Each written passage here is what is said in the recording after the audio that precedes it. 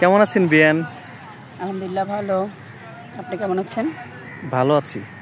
এত সুন্দর একটা বিয়ান, আমার দেখতে একবারে পরীর মতো। মোটেই না, আপনি বাড়িয়ে বলছেন। এই যে আমার বিয়ানের হাতটা কত সুন্দর, চোখ দুলে অনেক সুন্দর। তাই? আচ্ছা বিয়ান, এই যে নতুন বিয়ে হয়েছে আপনার নাকি? এত সুন্দর, এই যে সোনার মানুষ, সোনার দেহ, সোনার যৌবন, এই যে রাইখা বিয়াই চলে গেছে, আপনার কষ্ট হয় না? হ্যাঁ, যেহেতু সে চলে গিয়েছে, বুঝেনি তো বিদেশে প্রবাসী বউদের কষ্টটা আসলে সবাই বোঝে না। সে কাজে বিজি থাকে, সেজন্য আমাকে সময় দিতে পারে না। এই কারণে আমিও তাকে আর বিরক্ত করি না, তো নিজের মতো একা কষ্টে থাকি খুব। আচ্ছা বিয়ান, আপনি যে রাতে একা একা থাকেন, কষ্ট হয় না? হ্যাঁ, কষ্ট হয়, কেন হবে না? আমিও তো একটা মানুষ, আমারও তো মন আছে। বিয়াইকে অনেক ভালোবাসতেন না? অনেক অনেক ভালোবাসতেন। ভালোবাসতাম। আচ্ছা, আপনাদের কি প্রেম করে বিয়ে হয়েছে না অ্যারেঞ্জ ম্যারেজ? না, অ্যারেঞ্জ ম্যারেজ। ইস বিয়ান, এত সুন্দর ঠোঁট আপনার, এই ঠোঁটটা কি বিয়ে অনেক আদর করতো না? হ্যাঁ, সেও আমাকে অনেক ভালোবাসতো। আচ্ছা, মনে করেন আপনার যে হাজবেন্ড, মনে করেন যে উনি এই যে দেশের বাইরে গেছে, আসলে টাকা পয়সার লোভে এই যে এত সুন্দর একটা বউ রেখে গেছে, সে কখনো বুঝে নাই যে আমার বউর তো যৌবন আছে না? আসলে আপনি রাতে যখন ঘুমান, তখন আপনার মানে কেমন লাগে বিছনায় একা শুইতে? খুবই খারাপ লাগে, কি বলবো সেটা। প্রবাসী বউ ছাড়া কেউ বুঝবে না, আপনারা বুঝবেন না, আপনারা পুরুষ মানুষ। একা থাকা যে কতটা ভয়ঙ্কর, কতটা কষ্টের, সেটা একমাত্র প্রবাসী বউরাই বুঝে। যে স্বামীতে সময় না দেওয়া, ফ্যামিলির টেনশন, ফ্যামিলির ঝামেলা, শ্বশুর শাশুড়ির অত্যাচার, দিন শেষে স্বামীও যদি পাশে না থাকে, স্বামীও সময় না দেয়, তাহলে কতটা কষ্টের কীভাবে বুঝাবো আপনারে, মানে বলতে পারছি না। বিয়ান, আপনি যদি শুধু আমার বউ থাকতেন, এত সুন্দর ঠোঁট, এত সুন্দর চোখ, আর এত সুন্দর এই যে হাত, আপনার যে ফিগার আর যে চেহারা, আপনি রাতে কি আপনার অনেক কষ্ট হয় না? হ্যাঁ, হবে না কেন, অনেক কষ্ট হয়। মানুষের তো একটা যে, কারণ এই সুন্দর একটা রূপ, এত সুন্দর একটা মানুষ, মনে করেন যে এটা কি কেমন লাগে, অনেক কষ্ট হয় না? হ্যাঁ, অনেক কষ্ট হয়।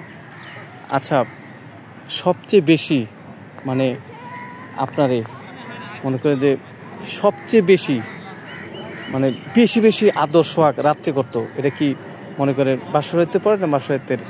সে সবসময় এনি টাইম আমাকে আদর করতো, অনেক ভালোবাসতো, কিন্তু সে প্রবাসে গিয়ে আমাকে সময় দিচ্ছে না, এটাই হচ্ছে আমার এখন বড় কি কষ্ট। এই যে রাতে বিয়ান ঘুমান, আপনার কি অনেক ইচ্ছা করে না কাছে পাইতে বিয়ারে?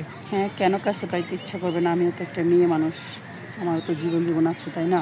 কি আছে? জীবন আছে তো, আমার জীবনও তো আছে, আমার তো ইচ্ছা থাকতে পারে, আমি তো একটা মানুষ। রাত্রে অনেক কত সুন্দর করে আদর করছে আপনার এনে। হ্যাঁ। আচ্ছা, এই যে যৌবনের কথা বললেন বিয়ান, যৌবন যখন উঠে তখন কেমন লাগে আপনার? তখন কি বলবো, অবশ্যই খারাপ লাগে, অবশ্যই স্বামীকে কাছে পেতে ইচ্ছে করে, বাট আমরা তো নারী। মানে সবচেয়ে বেশি বিয়ের পরে আপনারে মানে কোন রাতে সারা রাতে আদর করছিল, এটা মনে আছে? সবচেয়ে বিয়ের পরে, বিয়ের তো মানুষের বাসর রাতেই বেশি আদর করে, ওটাই হচ্ছে মানুষের সর্বশ্রেষ্ঠ রাত। তো সবসময় ভালোবাসতো, ওটাই ছিল আমার। আপনি কি রাত্রে যখন সন্তান যৌবন উঠে না শরীরে? সেটা তো ওঠেই, তারপরও অনেক কাছে পেতে মন চায় না? হ্যাঁ, সে তো রেখেই চলে গেল, তো ইচ্ছে তো করবেই, তারপরে কি করবো আমরা। আচ্ছা, রাতে যখন ইচ্ছা করে কাছে পেতে, তখন কি করেন, মানে কি মন চায় তখন? তখন কি মন চায়, দুই চোখের পানি অশ্রু ঝরা ছাড়া তো আর কিছুই করার থাকে না। এটাই কষ্ট না? হ্যাঁ। তা তখন যে কষ্ট হয়, তারপরও স্বামীকে ফোন দিয়ে বলেন না? ফোনে আপনারা কোনো ফোনে কথাবার্তা বলেন না? সে দেখা যায় সপ্তাহে 1 দিন 2 দিন আমার সাথে কথা বলে, সে সবসময় বিজি থাকে, সময়টা খুব কম দেয় আমাকে, এটাই হচ্ছে বড় কষ্ট। আর সবচেয়ে বেশি কষ্ট কোনো বলছে যে কোনো যৌবনলা নারীর বিদেশ গেলে এই যে পরকারী করে, এর জন্য দায়ী কে? এর জন্য দায়ী পুরুষ মানুষ নিজে। স্বামীরা না? হ্যাঁ, দায়ী স্বামীরা। শুধু কি টাকাই বড় না, আপনাদের কি টাকা বড় না স্বামীর আদর্শ যৌবনের ভালোবাসা বেশি? টাকা সব সুখ দিতে পারে না পৃথিবীতে, টাকাই বলে সব কিছু না, টাকাই সব কিছু না।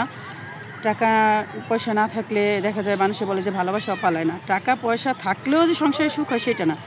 এই যে সে আমাকে রেখে চলে গেছে, সে আমার খোঁজ খবর নিতেছে না, সে দৈনিক একবারও যদি আমার সাথে কথা বলতো তাহলেও বুঝতাম যে না, আমার চেয়ে সুখী কেউ নেই। কিন্তু সে প্রবাসে গিয়ে ভুলে গেছে, ঠিক আছে? তো এইসবের জন্যই দায়ী শুধু স্বামীরা। আর কারণ তারা সময় দিবে না, তারা পারে প্রেমিকার মতো করে আমাদের রাখতে, কিন্তু তারা আমাদের সময় না দেওয়াতে আমরা কিছু বউয়েরা খারাপ হয়ে যায়। এই কারণে আমরা প্রবাসী বউরা খারাপ। এই জন্য দায়ী করেন কারে? এই জন্য প্রত্যেকটা স্বামীরা আমি দায়ী করি, প্রত্যেকটা প্রবাসী স্বামীদের। যাক, তাহলে বলতেছেন যে এটা স্বামীদের দোষ? স্বামীদের দোষ বললে ভুল হবে, সবাই তো এক না। তারপরে যারা সময় না দেয়, দেখেন সব নারী তো খারাপ হয় না। তো যারা সময় না দেয়, এই কিছু ভালোবাসা না পাওয়া মেয়েরাই আমরা খারাপ হয়ে যাই স্বামীদের কাছ থেকে। অবহেলিত জীবন, এই জন্যই আমরা মেয়েরা খারাপ হয়ে যাই। তো আমাদের এটার জন্যই প্রবাসী বউরা খারাপ, কিন্তু স্বামীদের অবহেলাগুলি কেউ দেখতে পায় না।